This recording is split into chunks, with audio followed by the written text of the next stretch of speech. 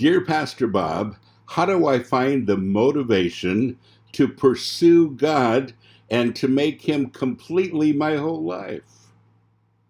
Great question. And a lot of you ask the same question. How do you find the motivation to pursue a relationship with God? Now, the reason that you're asking is because you keep failing at it.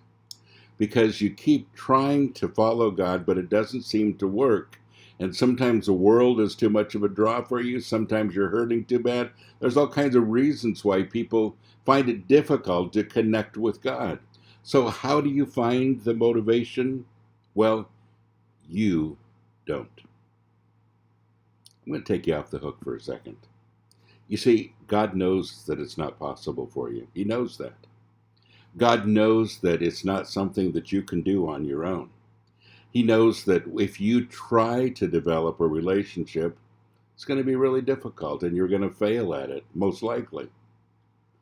He knows all of that, and He knows that you can't be perfect. He knows that there are too many temptations, too many things that are going on, and He said, let me do it for you.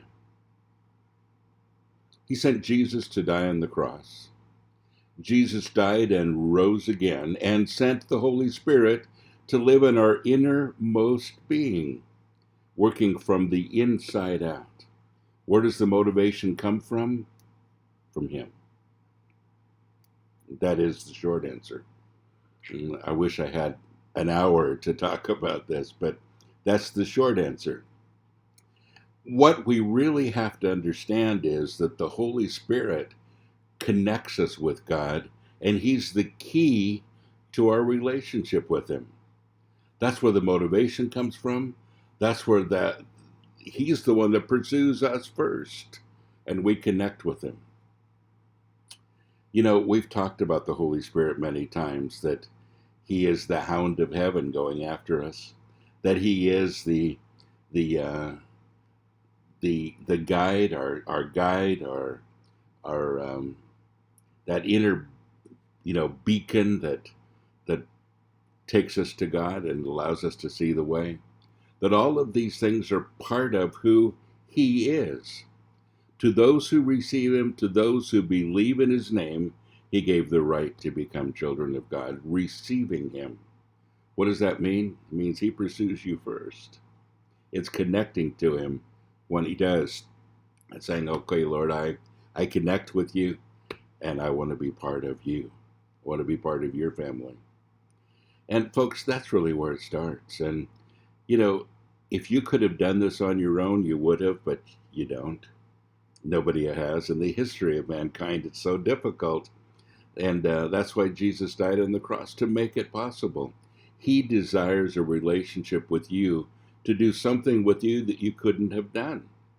And He knows it's hard. He knows it's impossible. He knows the Christian life without Him is impossible. He knows without the Holy Spirit it's hard to develop a relationship. And that's why He sent His Holy Spirit. So He's given you all the tools that you need to pursue Him. It's exciting, isn't it? All we have to do is connect. Grab hold of what He's given us. Grab the lifeline, so to speak, and begin the process of developing this relationship with Him. Now, what does that look like? It looks like a relationship. There are times when I'm happy with Him. There are times when I'm confused. There are times I get angry because I don't know what He's doing.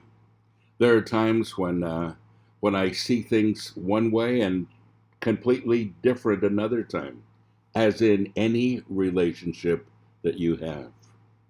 It's a real relationship where He's pursuing you, where He's answering the questions, where He desires to work through those difficult times with you and make them work.